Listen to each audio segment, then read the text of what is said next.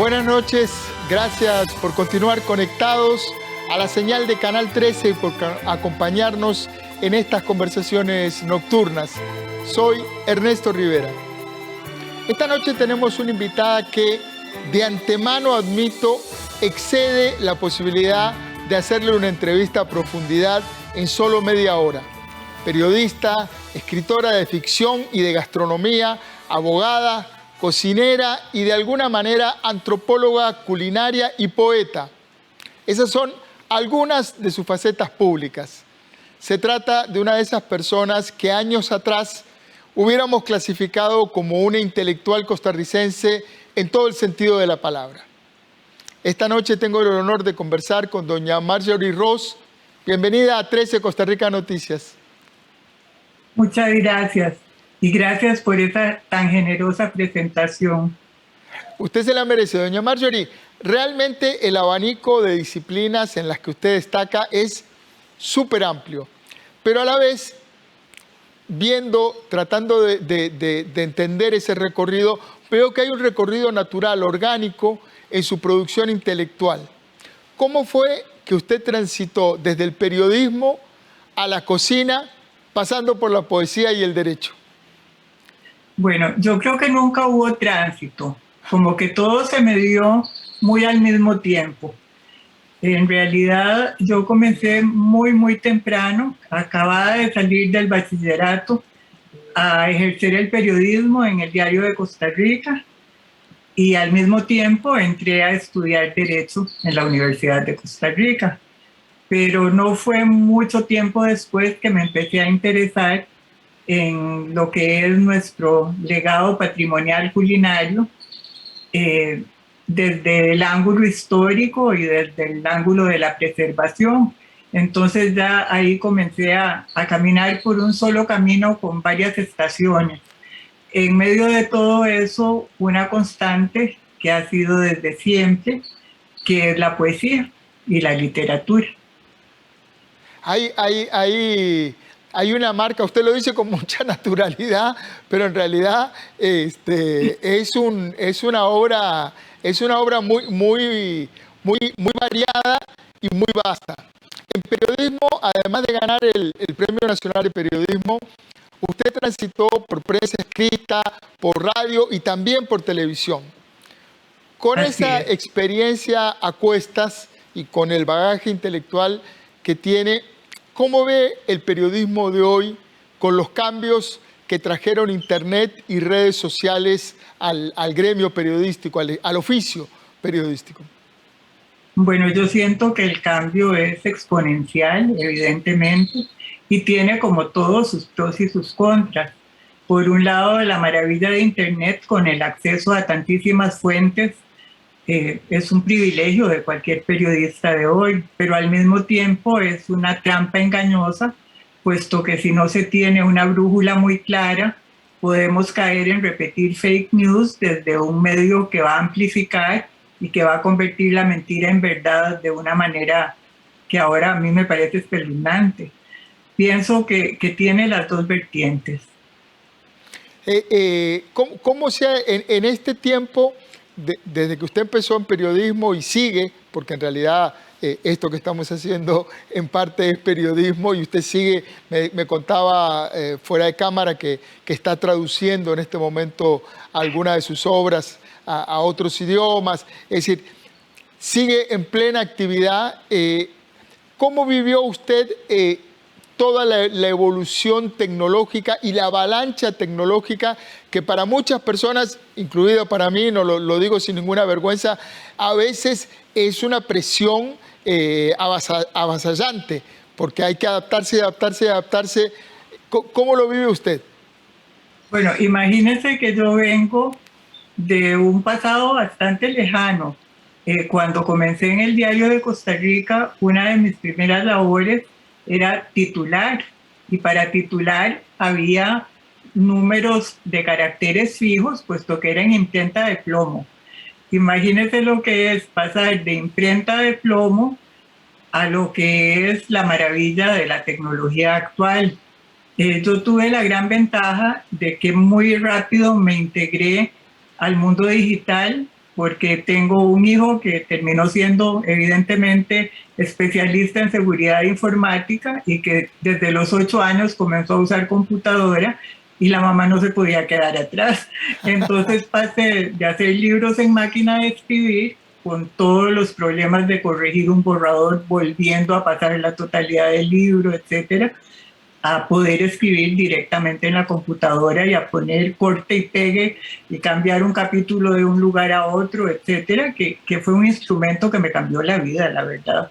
Y he tratado pues de seguir manteniéndome lo más posible al día, incluso diría que estoy en casi todas las redes sociales, algunas las uso más y otras menos, pero entiendo muy bien la importancia que pueden tener para los jóvenes de hoy, para quienes ese es su mundo. Su verdadera realidad es esa. Exactamente, hay un espacio virtual en donde las cosas ocurren y son, es todo lo que la gente ve y percibe. Ese es su ámbito de percepción. Doña Marjorie, usted es una de las pocas autoras costarricenses en escribir un libro de periodismo de no ficción. Ese género que los estadounidenses injustamente reclaman como propio. Usted escribió El discreto encanto de la KGB, que se lee como una novela, pero no lo es. ¿Cómo nació ese libro, que además tiene un enorme trabajo de investigación detrás? Cuéntenos un poco. Bueno, el secreto encanto de la KGB nació casi que accidentalmente. Me llegó un rumor de que existía un diplomático costarricense que había sido espía de la KGB. El cuento era muy improbable, pero yo siempre he amado las novelas de espionaje y entonces inmediatamente me interesé y decidí que lo iba a investigar y comencé por investigar los funcionarios de más bajo nivel en las cancillerías europeas, perdón, en las embajadas europeas, que fue lo que se me ocurrió que podía ser posible, porque la historia estaba situada en los años 50, años en que nuestros embajadores eran todos del sector social más alto, muy conocidos entre ellos, eran miembros de la tribu, ¿verdad? Claro. Y era muy difícil que se pudiera meter un espía soviético en ese mundo. Entonces yo dije, no, esto debe ser un funcionario menor que muchas veces, aunque sea de otra nacionalidad, termina encargado de alguna cosa menor en la embajada, porque pone dinero, porque, ¿verdad? Sobre todo en una época en que no había recursos para mantener toda una planilla diplomática en muchos países.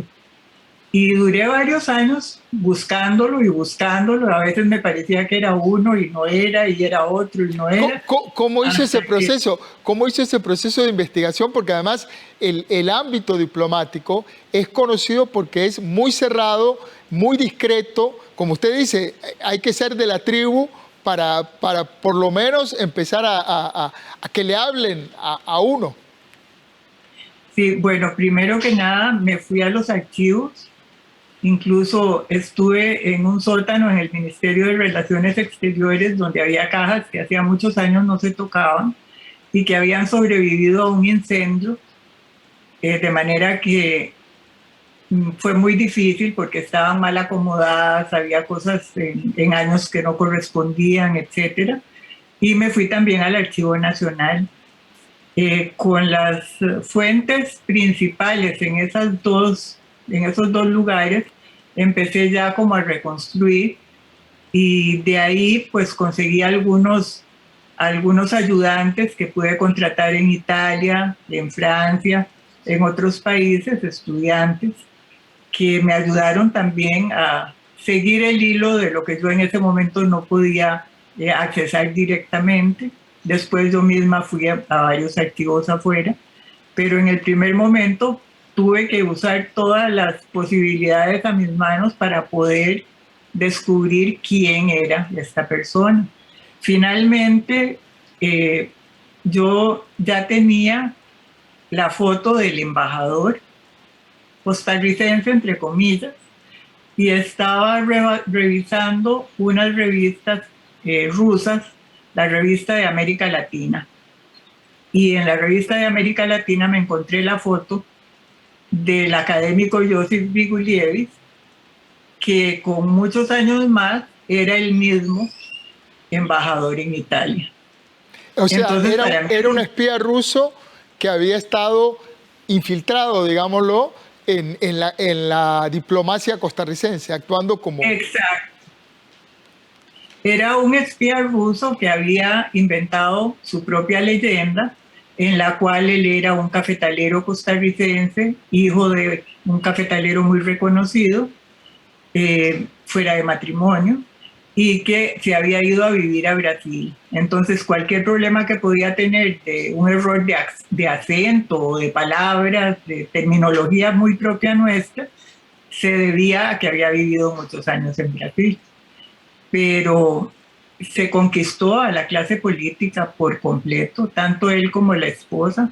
La esposa vino a Costa Rica mientras él era embajador nuestro y le hicieron un montón de tés de verdad, celebrándole su llegada de bienvenida, etcétera. Y que dejó a la gente muy impresionada, porque era una mujer muy culta y muy inteligente, que supuestamente era uruguaya, pero era mexicana. La verdadera, la identidad real era una mexicana que actuaba bajo la fachada de una brasileña. Claro, y además ella también era agente de los servicios soviéticos. Bueno, una historia realmente fascinante que además tiene el valor de alguna manera de desvelar una cierta inocencia política, ¿verdad?, costarricense. Durante mucho tiempo en Costa Rica se pensaba como que, bueno, pero ¿quién se va a interesar en infiltrarse o para qué en algo así en la diplomacia costarricense? Y el libro muestra un poco que claro, que era de mucho interés. Sí, bueno, por dicha hemos avanzado mucho y nuestra diplomacia en este momento está millas de eso que se hacía en aquellos años. También lo que hablábamos antes de la comunicación tiene que ver. Claro. En este momento probablemente Joseph Grigulievic, que así se llamaba esta persona, no podría hacer lo que hizo porque es muy fácil seguirle la pista hasta el final y darse cuenta de que no es costarricense, que todas esas cosas son fáciles ahora de constatar, pero no en aquel momento. Claro. Doña Marjorie, uno de sus libros de gastronomía más conocidos, le cambio así violentamente el tema porque tiene que ver con lo ecléctico que hablábamos de su trayectoria. Uno de sus libros de gastronomía más conocidos, Al calor del fogón, 500 años de cocina costarricense, está cumpliendo 30 años. Ese es otro capítulo entero. ¿Cómo fue la investigación de ese libro y cómo nace su pasión por este concepto gastronómico como de identidad cultural, que era muy adelantado? Eso hoy lo estamos viendo con mucha frecuencia y muy adelante, pero usted viene con eso hace 30 años y eso era realmente una manera de ver la gastronomía completamente avanzada. Sí, ha sido un largo y arduo camino porque en un primer momento no fue muy bien comprendido. En realidad, cuando yo comencé la investigación para El calor del fogón, se pensaba que no existía nada que pudiera llamarse cocina costarricense. Incluso se vio muy despectivamente tanto en los círculos académicos, que pensaron que ese no era un tema válido de estudio, como también entre la gente que podría haber sido fuente incluso de mi investigación, que pensaba que no tenía importancia, que era algo casi que digamos, ahora es políticamente incorrecto, pero en ese momento hubieran dicho que era asuntos mujeriles, ¿verdad? Sí. Porque no tenía el estatus como para incluso ser investigado. Bueno, el tiempo le dio ampliamente la razón.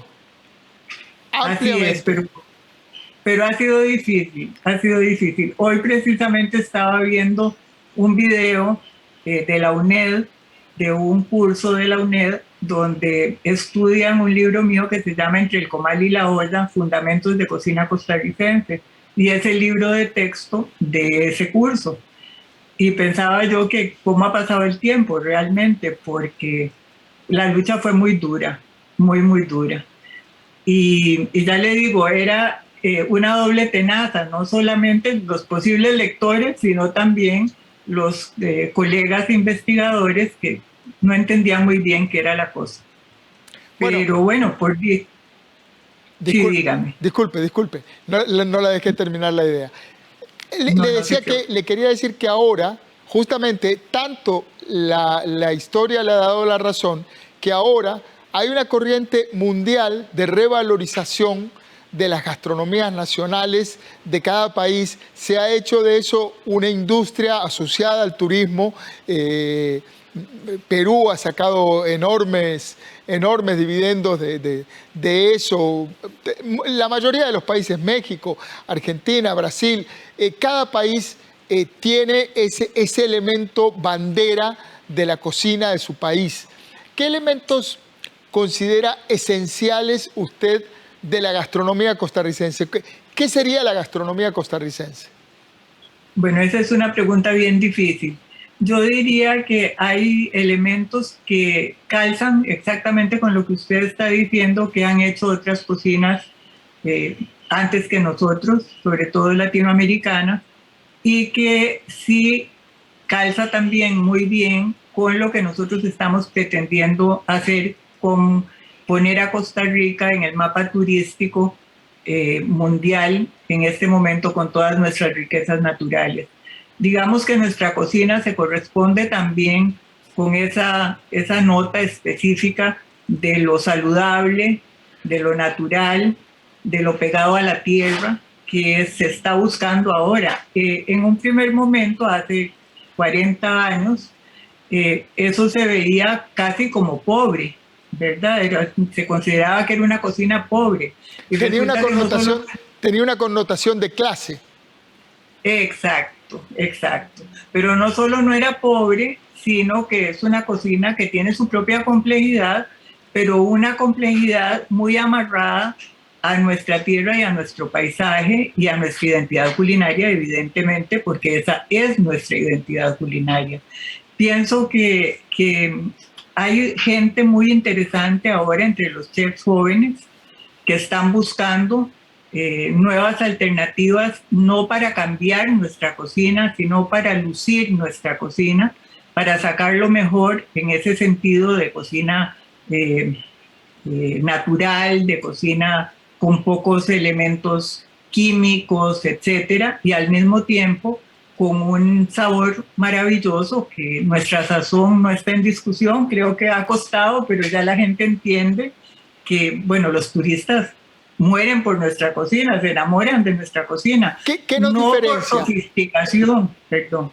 ¿Qué diferencia la cocina costarricense de otras? Digamos, la cocina costarricense podría verse inmersa dentro de la corriente mesoamericana, del maíz, etcétera, estas líneas esenciales que usted marcaba antes. Pero, ¿qué nos diferencia de otras cocinas, de otras gastronomías?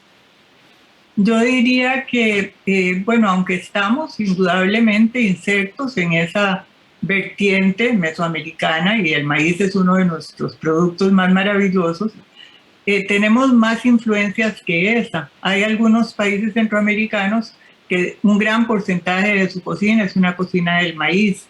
Nosotros recibimos muy fuerte la influencia española y también la influencia africana, no solamente en Limón, también en Guanacaste. Y hemos tenido otras influencias de grupos humanos que han venido a sentarse aquí, desde los libaneses hasta los italianos y muchos otros, y cada uno ha ido dejando en nuestra cocina su impronta de una u otra manera. Tal vez la manera de ser costarricense se ha prestado para que en el ámbito culinario, en muchos sentidos, seamos una mezcla muy bien avenida de influencias de varios otros lugares, no solamente de nuestra cocina autóctona. Doña Marjorie, en estos últimos 30 años la gastronomía costarricense local sufrió la influencia de la comida rápida, que es una influencia no culinaria sino cultural. que impactó. ¿Cómo ve la cocina costarricense de hoy? ¿Usted cree que ha logrado evolucionar para bien? ¿Qué cosas desaparecieron? ¿Y qué técnicas nuevas llegaron? Sí, bueno, justamente yo comencé la investigación de Al Calor del Fogón como parte de un trabajo político, de un grupo político al que yo pertenecía en ese momento, que luchábamos por una recuperación de nuestra identidad nacional, y el libro no se llamaba Al Calor del Fogón, se llamaba Del pan de maíz al Big Mac, una ruta equivocada. Y, un título mucho más político.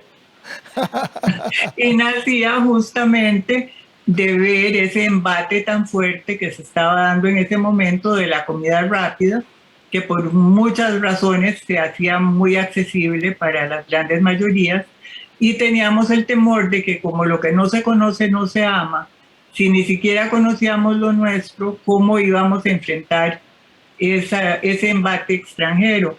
En realidad la cosa no fue tan grave, porque aunque obviamente los precios son muy accesibles y hay toda una costumbre de consumir esos productos en muchas ocasiones, eso no hizo que desapareciera nuestra cocina, porque estaba mucho más enraizada en nuestras raíces emocionales, en nuestras raíces autóctonas de lo que pensábamos. Ahora coexistimos. Lo malo de eso es que si no se da lo que yo sinceramente soy optimista y creo que se está dando, que es una unión entre lo que es el Ministerio de Educación, el Instituto de Turismo y las empresas de restaurantes y hoteles, para defender lo nuestro, no solamente con un criterio retardatario como de aferrémonos a lo que había hace 50 años, sino con una forma creativa y evolutiva, no hay problema en que coexistan, ¿verdad? Porque en el tronco madre se pueden meter muchas cosas. Ya los problemas que puede haber de salud en la ingesta y todo eso no son para esta conversación, pero ya esos son otros cereales, decíamos antes. Muchísimas gracias, doña Marjorie. Ha sido realmente encantador tener esta charla con usted, poder verla en tan buenas condiciones, con tanta energía, tan lúcida. Entonces, realmente le agradezco el tiempo que nos dedicó. Muy amable, muchas gracias por tenerme aquí. Marjorie Ross, muchas gracias. Gracias a ustedes también por estar ahí, por acompañarnos. Recuerde, trabajamos para usted. Somos la televisión pública de Costa Rica.